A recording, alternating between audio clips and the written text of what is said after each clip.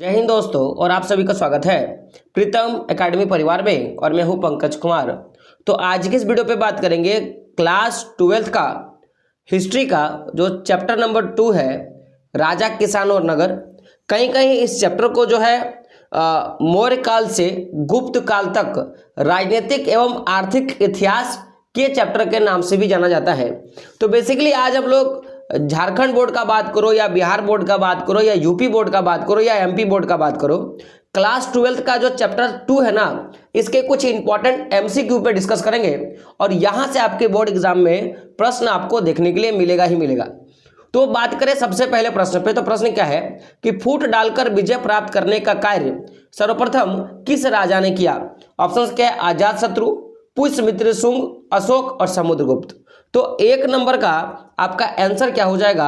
Option number A या option number अ बात करो, अजातशत्रु।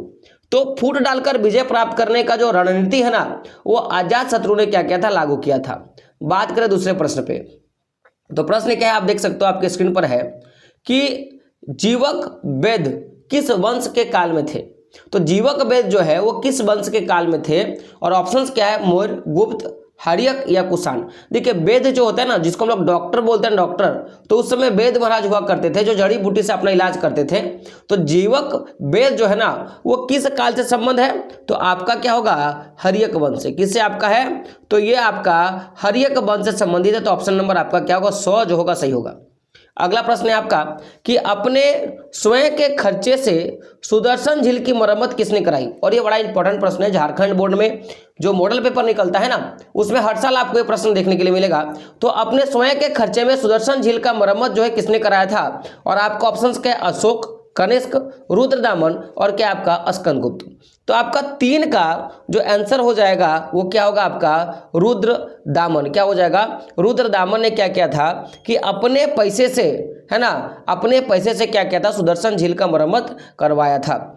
बात करें 4 नंबर प्रश्न पे, तो प्रश्न क्या है आपका कि पाटलिपुत्र नगर की स्थापना उदयन ने किस नदी के संगम पर किया था?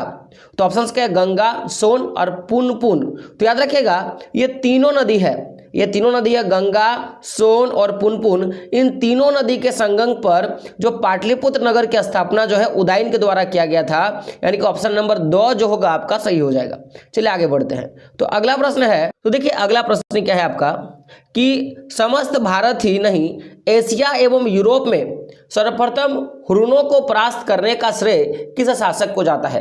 देखिए हुर्नों यानी कि हुर्ण वंश को हराने का जो श्रेय है ना, वो भारत में नहीं बल्कि पूरे एशिया का बात किया जाए तो किस शासक को जाता है? तो 5 का आंसर क्या होगा? ऑप्शन नंबर वो क्या होगा? स्कंदगुप्त। तो स्कंदगुप्त ने सर्वप्रथम हुर्नों को हराया था, ये बात याद रखिएगा। और प्रश्न बड़ा इंपॉर्टेंट सा प्रश्न है। चलिए 6 नंबर के प्रश्न पे जाते हैं, और 6 नंबर का प्रश्न है आपका यूरोप का समुद्रगुप्त कौन था?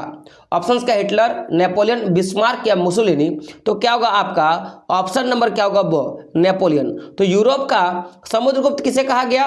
तो नेपोलियन को यूरोप का समुद्रगुप्त कहा गया। अगला प्रश्न है आपका कि किसके अभिलेख में भूदान का उल्लेख मिलता है? तो ऑप्शंस क्या है? अशोक, समुद्रगुप्त, प्रभावती और इनमें से सभी के। तो आपका देखिए 7 का जो आंसर हो जाएगा ना, वो क्या होगा? प्रभावती गुप्त। तो प्रभावती गुप्त के अभिलेख में जो है या अभिलेख में जो है भूमि दान का उल्लेख मिलता है। तो ऑप्शन नंबर 100 आपका क्या होगा? सही होगा। अगला प्रश्न है आपका कि भूमि अनुदान से संबंधित प्रथम अभिलेख प्रमाण किसका है? देखिए प्रथम अभिलेख का प्रमाण का बात किया जा रहा है। तो मौर्य काल, सातवाहन काल, शुंग काल और आपका क्या है? गुप्त काल। तो 8 का आंसर क्या होगा? ऑप्शन नंबर वो क्या होगा? सातवाहन के काल में सर्वप्रथम अभिलेख, प्रमाणिक अभिलेख मिला है जिसमें भूमि दान का उल्लेख आपको देखने के लिए मिलेगा। अगला प्रश्न है 510 ईस्वी में सती प्रथा के साक्ष्य वाली प्रथम अभिलेख कहाँ मिले हैं? देखिए सती प्रथा वाले अभिलेख जो कितना में बना गया है? 510 में। तो ये कहाँ मिले हैं? तो 9 का आंसर क्या होगा? ऑप्शन नंबर ए या ओ बोलो, सागर, या आप बोलोगे अरण्य। तो अरण्य जो आपका अभिलेख है वहां पे जो है 510 ईस्वी में सती प्रथा का साक्ष्य जो है मिला है। तो 10वां नंबर का प्रश्न है आपका, अगर आप प्रश्न देखो तो क्या है कि किस शिलालेख से अशोक द्वारा कलिंग विजय का पता चलता है। और ये देख सकते हो बिहार बोर्ड समिति के द्वारा ये प्रश्न पूछा गया है। तो 10 नंबर का आंसर क्या होगा, ऑप्शन नंबर 2। तो जो 13वां नंबर का शिलालेख था ना, उसमें जो है आपका कलिंग, अशोक के द्वारा कलिंग विजय का जो है साक्ष्य मिलता है। अगला प्रश्न है, किस विद्वान ने मात्र अभिलेखों के आधार पर अशोक का इतिहास लिखने का जो है आपका काम किया था, या उसने केवल अभिलेखों को पढ़कर ही अशोक के बारे में लिख दिया था। तो आपका 11 नंबर का आंसर क्या होगा, ऑप्शन नंबर 2 क्या होगा, देवदत्त रामकृष्ण भंडारकर। क्या होगा, देवदत्त रामकृष्ण भंडारकर।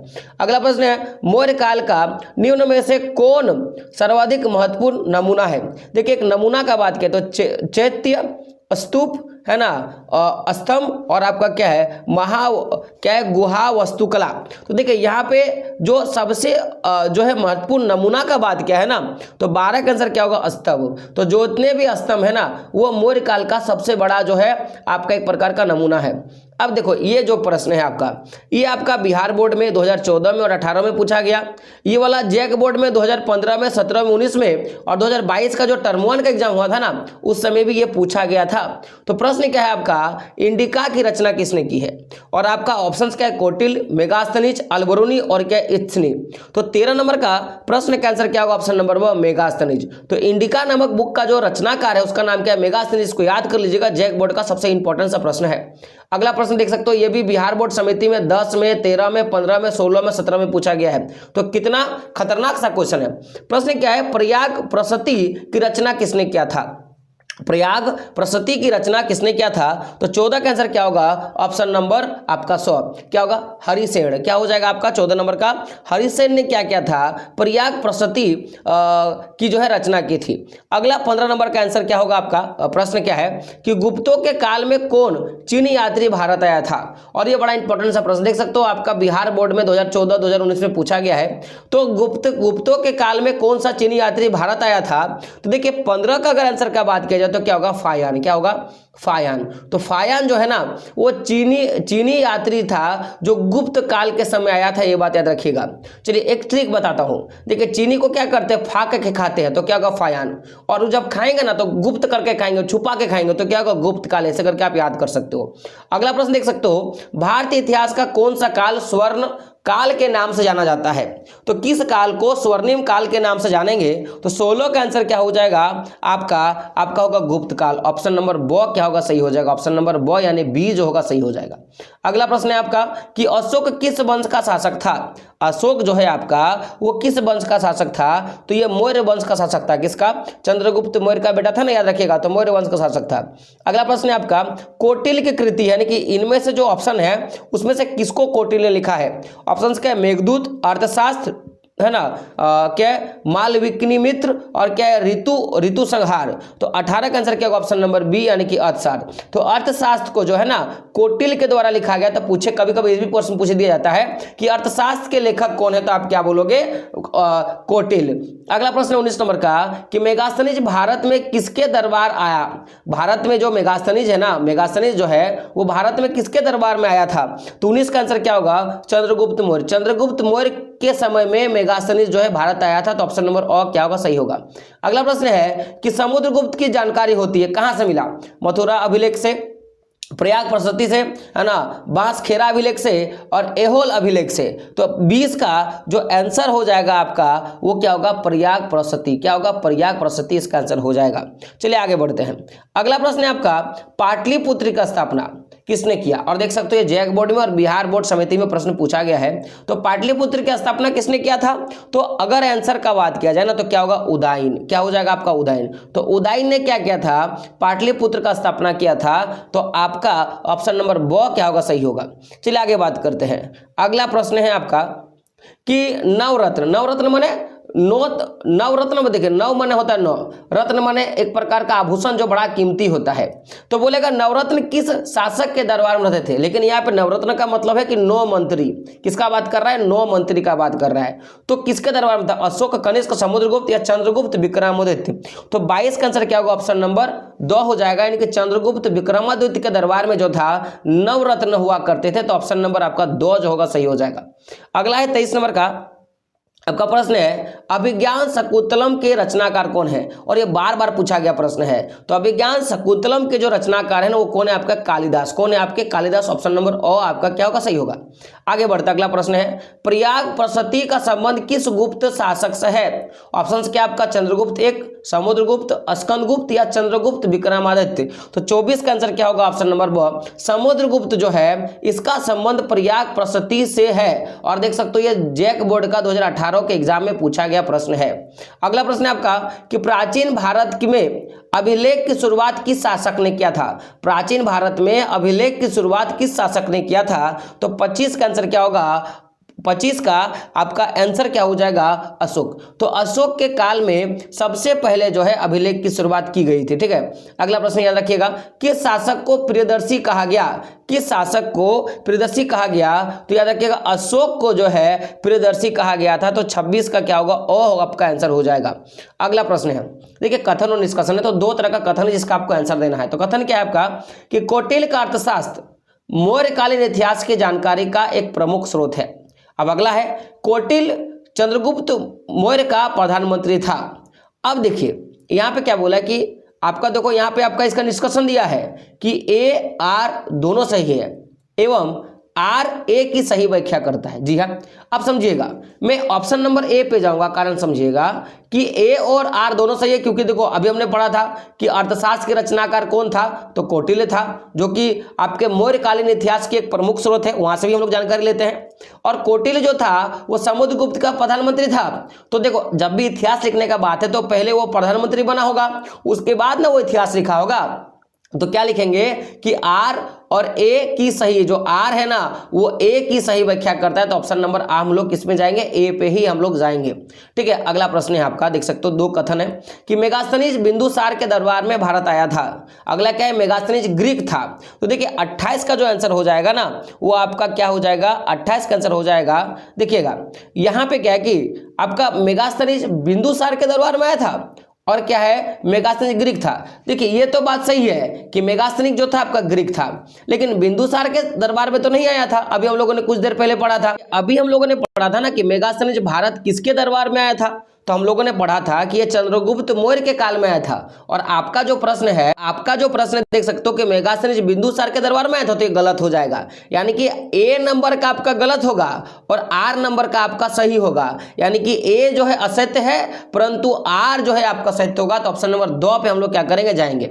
अगला प्रश्न है आपका कि मौर्य काल के टकसाल का प्रधानमंत्री। देखिए टकसाल क्या होता है? तो जहां पे पैसों की छपाई की जाती है उसको टकसाल बोला गया है। और टकसाल का जो प्रधानमंत्री को प्रधान कौन होता था? तो कोषाध्यक्ष, मुद्राध्यक्ष, आपका पणयाध्यक्ष और क्या? लक्षाध्यक्ष। तो 29 का आंसर आपका क्या हो जाएगा?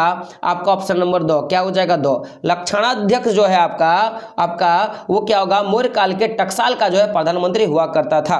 अगला बात करेंगे 30वें प्रश्न पे। प्रश्न क्या है कि पतंजलि के महाभाष्य से किसकी जानकारी मिलती है? देखिए पतंजलि ना पूछेगा, पतंजलि ने क्या लिखा था? तो महाभाष्य लिखा था। तो पतंजलि के जो महाभाष्य है ना उसमें किसके बारे में जानकारी मिलता है? तो मौर्य काल के बारे में, गुप्त काल के बारे में, कुषाण काल के बारे में, इनमें से सभी। तो 30 का आंसर क्या हो जाएगा? ऑप्शन नंबर अ, यानी कि इसमें मौर्य काल की जानकारी आपको मिलती है। ऑप्शन नंबर अ जो है आपका सही हो जाएगा। आगे बढ़ता अगला प्रश्न है आपका कि धम्म महामात्रों को किसने नियुक्त किया था? देखिए धम्म महामात्र यानी कि धम्म की नीति आपने पढ़ा होगा। अगर आप बोलोगे तो धम्म की नीति के बारे में स्पेशल में वीडियो ले लूंगा, लेकिन कौन में तो आपको बताना होगा ना। तो धम्म महामात्रों जिसमें 8 जो है ना 8 नीति के बारे में बोला था, समयक, गान, समयक, अक्षुण, ऐसा कुछ करके था ना। तो इसके बारे में किसने बोला था? तो देखिए 31 का आंसर क्या होगा? ऑप्शन नंबर ब क्या होगा? अशोक। क्या हो जाएगा? अशोक। क्या हो जाएगा? आपका अशोक जो होगा आंसर हो जाएगा। 32 का आंसर पे बात करेंगे।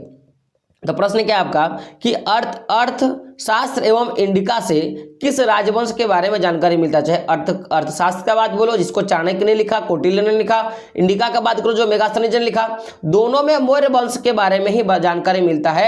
और दोनों जो था वो जो एक तो था आपका अशोक का, क्या था चंद्रगुप्त मौर्य का दरबार था।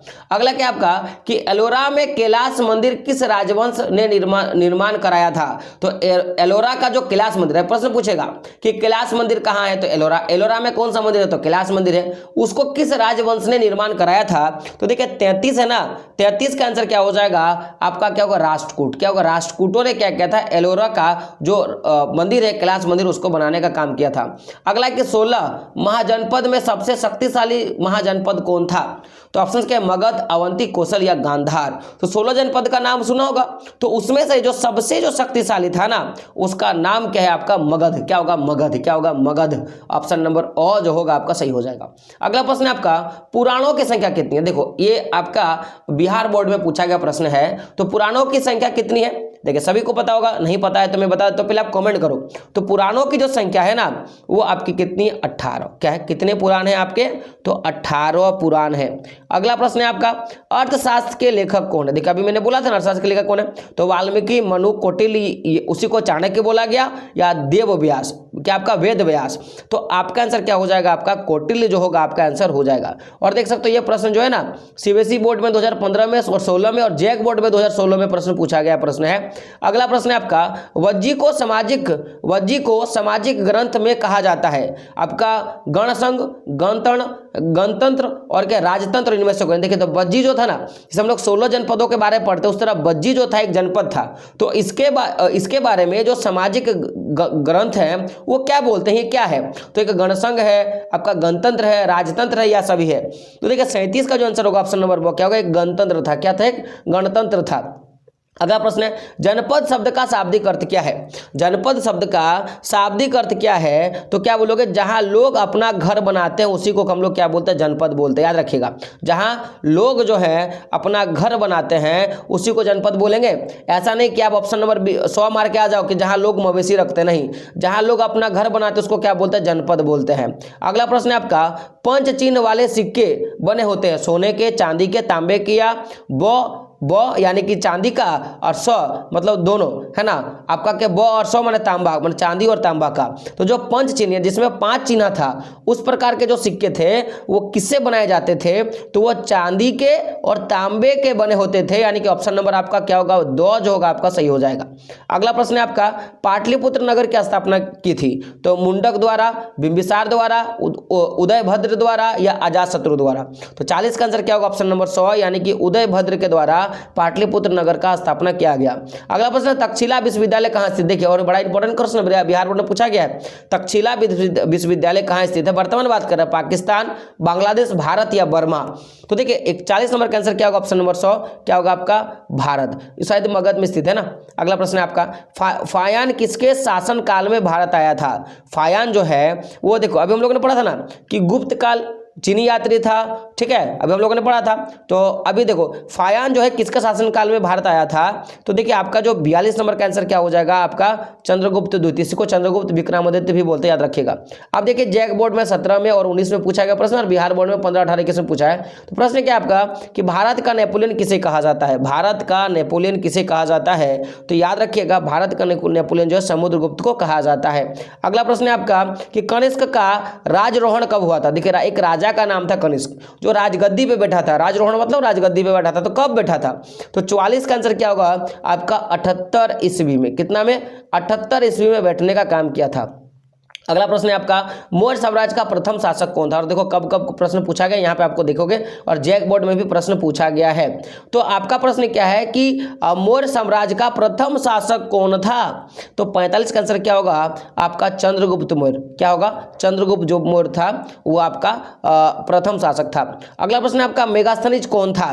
तो यात्री था, व्यापारी था, राजदूत था, या गुलाम था। तो 46 का आंसर क्या होगा ऑप्शन नंबर 100 यानी कि एक राजदूत था। क्या था? राजदूत था। कौन था? ग्रीक था, याद है ना। अगला प्रश्न है आपका धर्म की शुरुआत किसने की? चंद्रगुप्त मौर्य ने, चंद्रगुप्त विक्रमादित्य ने, अशोक ने, या कनिष्क ने। तो देखिए 47 का आंसर क्या होगा ऑप्शन नंबर 100 अशोक के द्वारा धर्म की शुरुआत की गई, धम्म नीति की शुरुआत की गई। अगला प्रश्न है आपका, मौर्य साम्राज्य का तीर्थ शासक कौन था? मौर्य साम्राज्य का तीर्थ शासक कौन था? तो अशोक, बिंबिसार, चंद्रगुप्त मौर्य या महेंद्र। तो देखिए आपका 48 नंबर का आंसर क्या हो जाएगा आपका, ऑप्शन नंबर अ, तो अशोक। क्या होगा? अशोक जो था मौर्य साम्राज्य का जो है तीसरा शासक था। पहला तो आपका हो गया चंद्रगुप्त मौर्य, दूसरा का चंद्रगुप्त विक्रमादित्य, तो तीसरा क्या होगा आपका अशोक। ठीक है, इस तरह का था। अगला प्रश्न आपका, पाटलिपुत्र नगर की स्थापना कब किस नदी के संगम पर किया गया? तो देखिए पाटलिपुत्र जो नदी का जो संगम है ना, वो किस नदी पे बना है? तो 49 का आंसर क्या होगा? पुपुन, सोन और गंगा। पुनपुन, सोन और गंगा, ये तीनों नदी के संगम पे जो है पाटलिपुत्र नगर की स्थापना की गई है। अगला है, कलिंग की लड़ाई कब हुई? देखिए कलिंग जो है 13वां शिलालेख में बताया गया, जिसके बाद जो अशोक है ना, उन्होंने युद्ध त्याग दिया और बौद्ध धर्म को अपना लिया था। ठीक है, तो अगला जो है इसका आंसर का बात किया जाए ना, तो ये कब हुआ था? तो 261 ईसा पूर्व में कलिंग का युद्ध हुआ था। अगला प्रश्न है, मुद्रा राक्षस के रचनाकार कौन है? तो जो मुद्रा राक्षस नाम का एक जो किताब है, उसको किसने रचा था? तो विशाखादत्त। देखिए राक्षस में क्या होता है? बड़े बड़े दांत, तो क्या होगा? विशाल दांत वाला, तो क्या होगा? विशाखादत्त, याद रखिएगा। मगध साम्राज्य की स्थापना किसने किया था? तो मगध साम्राज्य की स्थापना का बात करें तो बिंबिसार ने मगध साम्राज्य का स्थापना किया था। तो ऑप्शन नंबर अ आपका क्या होगा? सही हो जाएगा। अगला है कि शाक संवत का आरंभ, शाक संवत एक जो हिंदी पंचांग है ना, उसको बोलते हैं शाक संवत, उसका आरंभ किसने किया? अशोक के द्वारा, चंद्रगुप्त के द्वारा, कनिष्क के द्वारा, हर्षवर्धन के द्वारा। तो 53 का आपका आंसर क्या होगा? ऑप्शन नंबर 100 कनिष्क के द्वारा क्या किया था? शाक संवत का आरंभ किया था। देख सकते हो झारखंड बोर्ड में प्रश्न पूछा गया है। अगला प्रश्न है आपका, अगुत्तर निकाय के अनुसार महाजनपदों की संख्या कितनी थी? देखिए अगुत्तर निकाय जो था ना, एक इतिहासकार था, उसका मानना था कि जो महाजनपद था उनकी संख्या पूछा है, तो उनके हिसाब से जनसंख्या कितना? 16। अभी हम लोग वही पढ़ते हैं 16 जनपद, जिसमें मगध, बज्जी है ना, वासी, ये सब आते हैं। अगला प्रश्न आपका, चंद्रगुप्त मौर्य का शासनकाल बताना है। तो चंद्रगुप्त मौर्य का जो शासनकाल है ना, वो 320 ईस्वी से लेकर 298 ईसा पूर्व तक, 320 ईस्वी पूर्व से लेकर 298 ईसा पूर्व तक है, याद रखिएगा। अगला प्रश्न है, विक्रमादित्य की उपाधि किस सम्राट ने ग्रहण किया था? तो चंद्रगुप्त 1, चंद्रगुप्त 2। देखिए 56 का आपका होगा ऑप्शन नंबर बी। चंद्रगुप्त 2 जो था ना, उसने विक्रमादित्य की उपाधि धारण किया था, इसीलिए बोलते हैं चंद्रगुप्त विक्रमादित्य। जो पहला तो हो गया चंद्रगुप्त मौर्य, दूसरा नंबर उसका जो बेटा है उसको बोलते हैं चंद्रगुप्त 2, और इसका जो बेटा है उसको क्या बोलते हैं हम लोग? अशोक, याद रखिएगा। ठीक है, तो आपका चंद्रगुप्त द्वितीय ने क्या कहा था? विक्रमादित्य की उपाधि ली थी। अगला है, मौर्य काल का प्रसिद्ध यूनान यात्री कौन था? मौर्य काल का सबसे प्रसिद्ध यूनान यात्री कौन था? तो आपका क्या होगा? मेगास्थनीज। क्या हो जाएगा? मेगास्थनीज, याद रखिएगा। बात करते अगले प्रश्न पर, क्या है आपका कि हैंसांग किस देश का यात्री था? तो हैंसांग जो था वो चीन का यात्री था, याद रखिएगा। कहाँ का था वो? चीन का। ऑप्शन में देख सकते हो यहाँ पे क्या है, देखो बिहार बोर्ड में पूछा गया है, मोरक्को नहीं मारिएगा, यूनान नहीं मारिएगा, तो कहाँ का था? चीन का। देखिए जितने भी इंपॉर्टेंट प्रश्न हो सकते थे मैंने आपको बता दिया इस चैप्टर से। अब आपको क्या करना है? इन सारे प्रश्नों को याद करना है। तो मिलता है दोस्तों अगले वीडियो में, तब तक के लिए जय हिंद, जय भारत और आपका दिन शुभ हो।